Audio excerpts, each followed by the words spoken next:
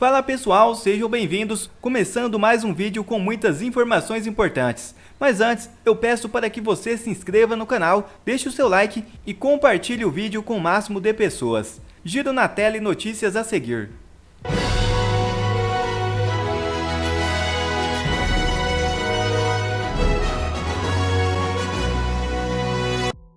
Não há perdão para quem atenta contra a democracia, diz Lula. Alexandre Pitoli questiona: há perdão para corrupto? Veja o vídeo. Todos aqueles que financiaram, planejaram e executaram a tentativa de golpe devem ser exemplarmente punidos. Não há perdão para quem atenta contra a democracia, contra seu país e contra seu próprio povo. O perdão soaria como impunidade, e a impunidade como salvo-conduto para novos atos terroristas no nosso país. Salvamos a democracia, mas a democracia nunca está pronta. Precisa ser construída e cuidada todo santo dia. Lula tem perdão para corrupto? Que destruiu o futuro de crianças, condenou à morte pessoas que precisavam do atendimento do SUS, matou motoristas em estradas destruídas, não recuperadas, não recapeadas, não asfaltadas. Tem perdão para corrupto, Lula? Essa hipocrisia do presidente da República, não é nova. Essa história da construção da democracia, que deve punir os financiadores, enfim. Olha, eu gostaria que fossem apontados de fato aqueles que criaram o 8 de janeiro do ano passado, mas a partir de uma investigação rigorosa e verdadeira.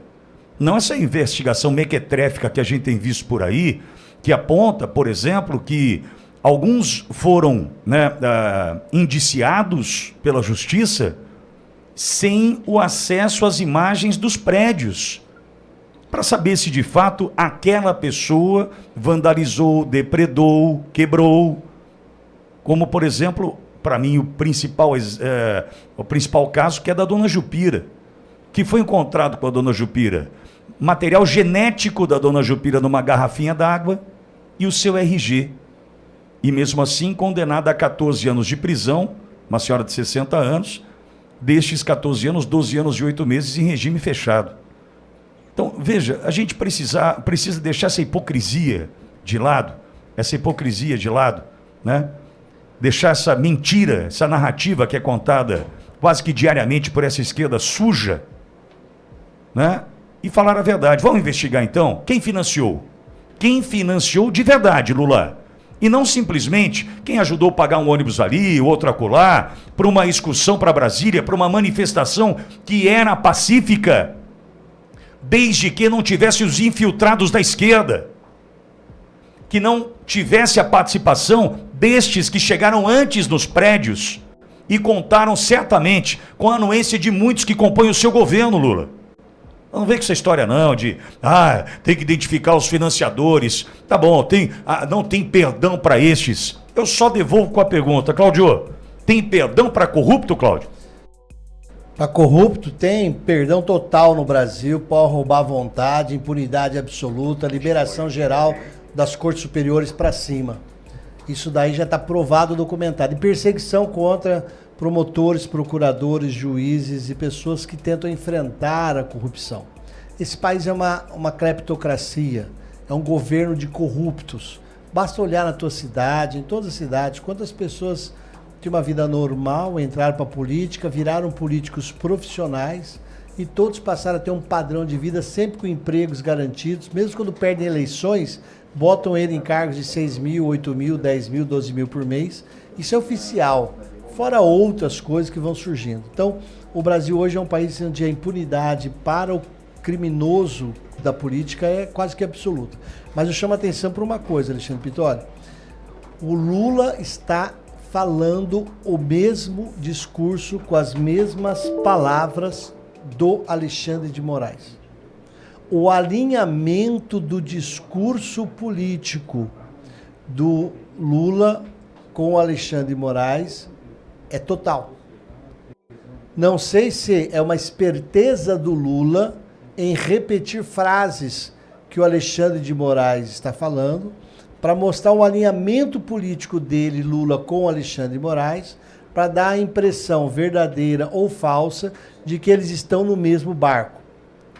A entrada do Flávio Dino no STF coloca dentro do STF uma pessoa que tem estômago para enfrentar o poder do Alexandre de Moraes.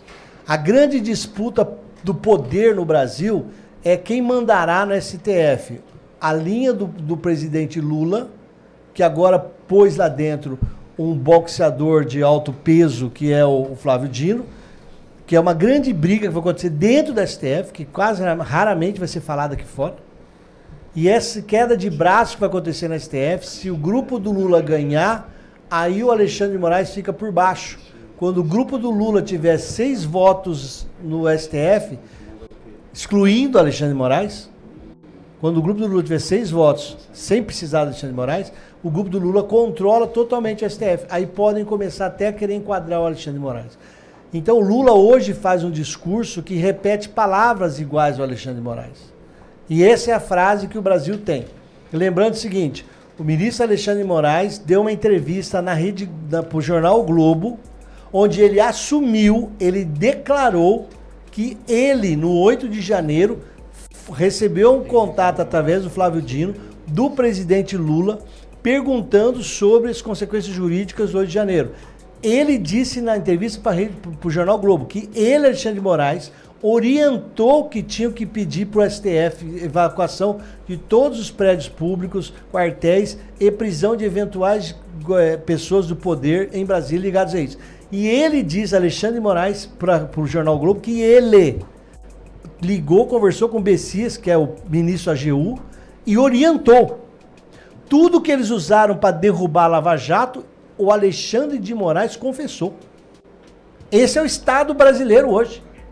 O ministro assume o papel político e o presidente da República fala o mesmo discurso. E entendam o que será 2022-2024. Jorge Serrão expõe a farsa que foi o 8 de janeiro. Veja o vídeo.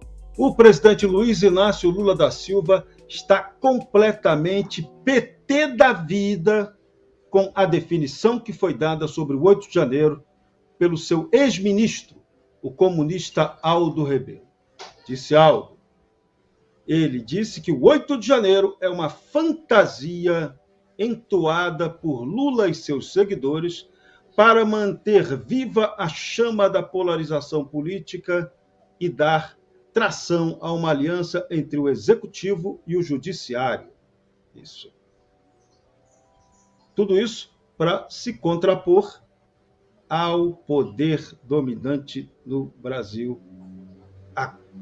Absurdo total. Aldo Rebelo deixou Lula nervoso com essa declaração que ele deu.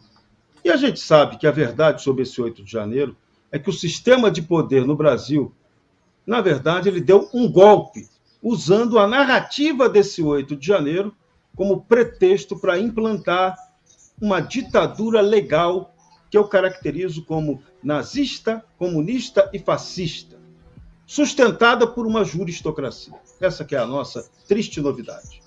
E por isso que a gente tem que ter todo cuidado com qualquer tipo de celebração do que estão chamando aí de democracia. Não temos democracia no Brasil, infelizmente. O Estado de Direito aqui em nosso país está sendo desrespeitado há muito tempo. E o que nós queremos de verdade é exatamente a recuperação do Estado de Direito. Não houve tentativa de golpe nenhuma no 8 de janeiro. Você, para ter golpe de Estado, você tem que ter, primeiro, condição militar de realizá-lo. Não havia nem condição, nem vontade para isso. Os militares não deram nenhuma trela a qualquer possibilidade golpista.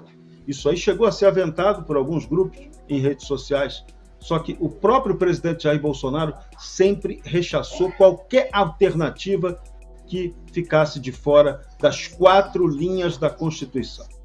E tem muita gente que até critica ele até hoje por isso, por jogar demais nas 4 linhas da Constituição, enquanto seus inimigos jogam completamente fora dela. Mas o fato concreto e objetivo é: Jair Bolsonaro não teve a menor intenção objetiva de dar qualquer golpe.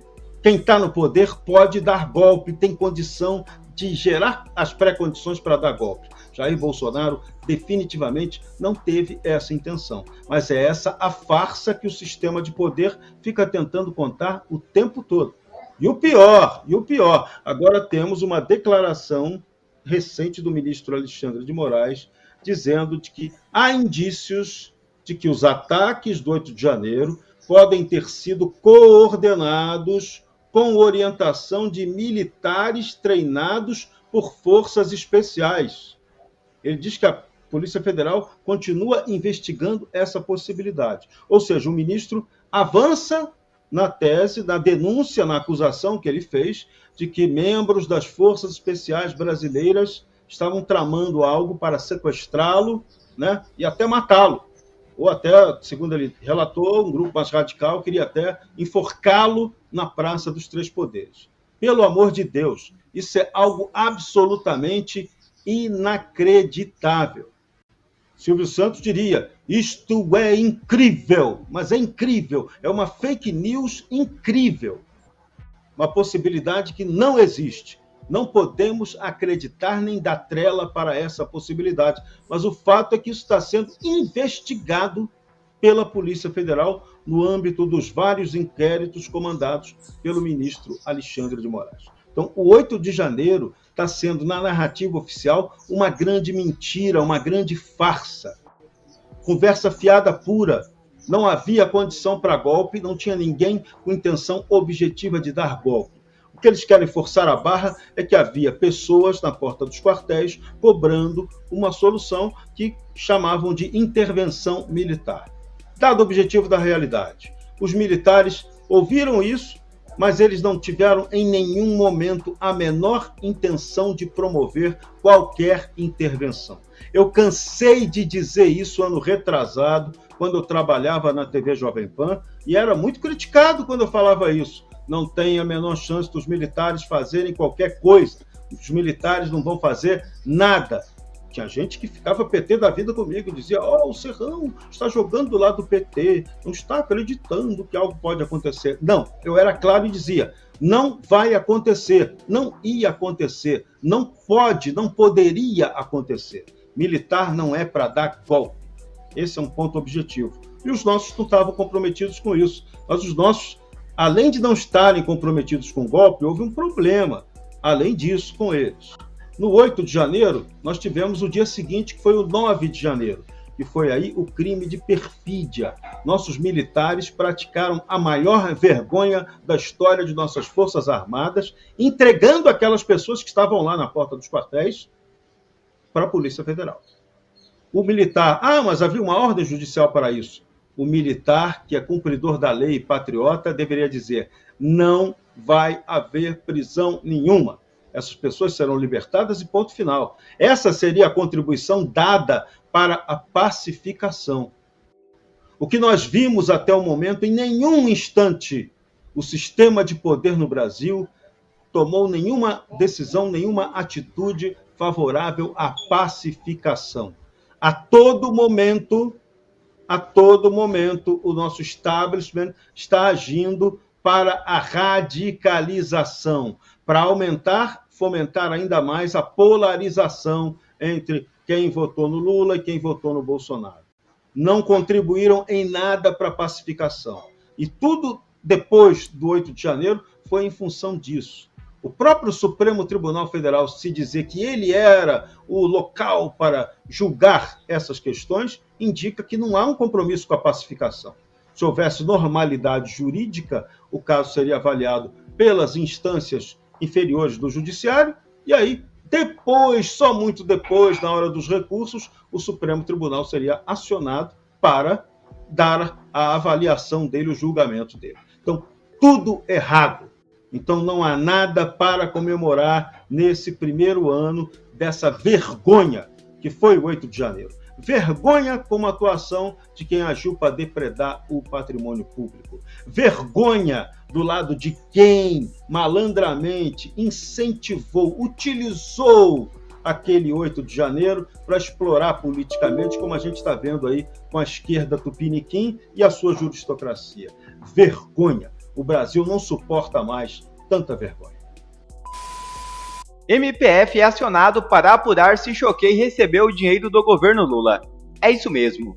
Vice-líder do governo Tarcísio de Freitas na Assembleia Legislativa, o deputado Guto Zacarias pediu que o Ministério Público Federal instaure um inquérito civil para apurar se o perfil de fofocas Choquei recebe dinheiro do governo federal. Guto Zacarias fez o pedido com base no suicídio de Jéssica Vitória Canedo, de 22 anos, no fim do ano passado, após ter sido vítima de notícias falsas vinculando seu nome ao do humorista Whindersson Nunes. Os boatos foram potencializados pelo perfil Choquei nas redes sociais, após terem sido inicialmente veiculados por um perfil menor, ligado à empresa Might. O ex-presidente Jair Bolsonaro já associou o Choquei ao governo Luiz Inácio Lula da Silva e acusou o perfil de ter promovido de forma irregular a candidatura do petista nas eleições de 2022. O argumento de Bolsonaro sobre o apoio do Choquei ao governo Lula foi utilizado pelo deputado para pedir que o Ministério Público Federal apure se o perfil recebe financiamento público. Ciro Gomes aponta laços sólidos com o PT no caso Choquei. O ex-ministro Ciro Gomes se manifestou sobre o caso da propagação de notícias falsas pela agência de marketing digital Maid, responsável pelo perfil Choquei, atualmente sob investigação policial. Em sua postagem no Instagram, Ciro Gomes se descreve como uma vítima frequente de milícias digitais. Como todos sabem, um dos alvos proeminentes dessas milícias digitais fui eu. Fui e ainda sou vítima de uma considerável quantidade de notícias falsas, sendo alvo tanto de bolsonaristas quanto de petistas. Este cenário evidencia a capacidade desses grupos de prejudicar o ambiente democrático. Eles apontam que as milícias digitais são máquinas de destruição de reputações, frequentemente sem punição para os criadores e divulgadores das notícias falsas. Além disso, Ciro levanta preocupações sobre a relação dessas milícias com o Partido dos Trabalhadores e o governo federal, sugerindo que importantes figuras desses grupos têm laços com o PT. O ex-governador do Ceará não poupa críticas ao PT e aos apoiadores do ex-presidente Jair Bolsonaro, salientando a polarização e a desinformação que emanam de ambos os lados. Ele enfatiza a necessidade de investigação e punição das milícias digitais, especialmente aquelas financiadas com dinheiro público, incluindo recursos de partidos políticos, e insta a Polícia Federal a atuar intensamente na apuração do caso. Quer ver mais vídeos como esse? Então inscreva-se agora mesmo no canal, deixe o seu like e compartilhe esse vídeo com o máximo de pessoas. Assim você vai estar me ajudando demais. Fico por aqui, um forte abraço e que Deus abençoe a todos. Brasil acima de tudo e Deus acima de todos.